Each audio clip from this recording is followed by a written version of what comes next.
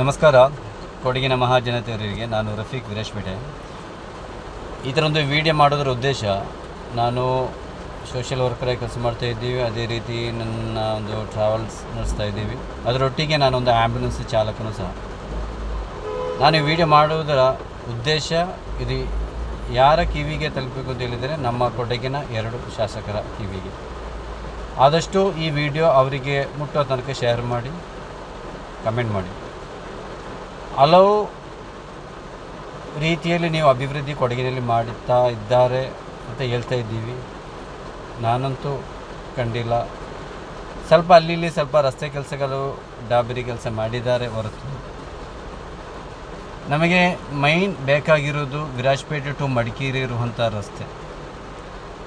ಬೆಳಗಿಂದ ಸಾಯಂಕಾಲ ತನಕ ಸಾವಿರಾರು ವಾಹನಗಳು ಓಡ್ತಾ ಇದೆ. ಅದರಲ್ಲಿ ವಿಶೇಷಿತವಾಗಿ ವಿರಾಜ್ಪೇಟೆ ಆಗಿರಲಿ, ಗೋಣಿಕೊಪ್ಪ ಆಗಲಿ, ಇನ್ನಿತರ ಈ ವಿರಾಜ್ಪೇಟೆ ಭಾಗದಿರುವ ಎಲ್ಲ ಕಡೆ ಇರುವವರು, ನಮಗೆ ಒಳ್ಳೆಯದೇ ಒಂದು ಆಸ್ಪತ್ರೆ ಇಲ್ಲ.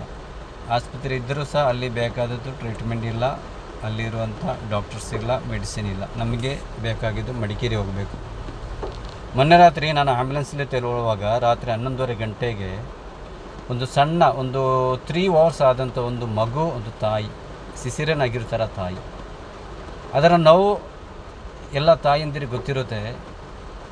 ಆ ರಾತ್ರಿ ಹೊತ್ತಲ್ಲಿ ವಿರಾಜ್ಪೇಟೆಯಿಂದ ಮಡಿಕೇರಿ ರಸ್ತೆಯಲ್ಲಿ ಓಡಬೇಕಾದ್ರೆ ಡ್ರೈವರಾದ ನಮ್ಮ ಕಣ್ಣಿಂದ ಕಣ್ಣೀರಿಂದ ರಕ್ತ ಬರ್ತಾಯಿತ್ತು. ಏಕೆಂದರೆ ಅಷ್ಟು ಹದಗೆಟ್ಟಿದೆ ನಮ್ಮ ರಸ್ತೆ, ವಿರಾಜ್ಪೇಟೆಯಿಂದ ಮಡಿಕೇರಿ ಹೋಗುವಂಥ ರಸ್ತೆ.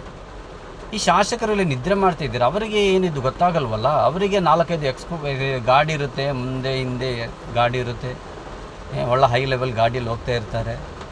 ದೊಡ್ಡ ಮಿನಿಸ್ಟರ್ ಬಂದರೆ ಹೆಲಿಕಾಪ್ಟ್ರಲ್ಲಿ ಡೈರೆಕ್ಟ್ ಬಂದು ಇಳಿತಾರೆ.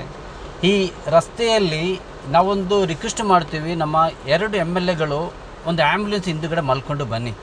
ವಿರಾಜ್ಪೇಟೆಯಿಂದ ಮಡಿಕೇರಿ ತನಕ ಆ್ಯಂಬುಲೆನ್ಸಲ್ಲಿ ಮಲಗಿಸಿಕೊಂಡು ನಿಮ್ಮನ್ನು ಕರ್ಕೊಂಡು ಹೋಗ್ತೀವಿ. ಆವಾಗ ನಿಮಗೆ ಇದರ ಕಷ್ಟ ಗೊತ್ತಾಗುತ್ತೆ.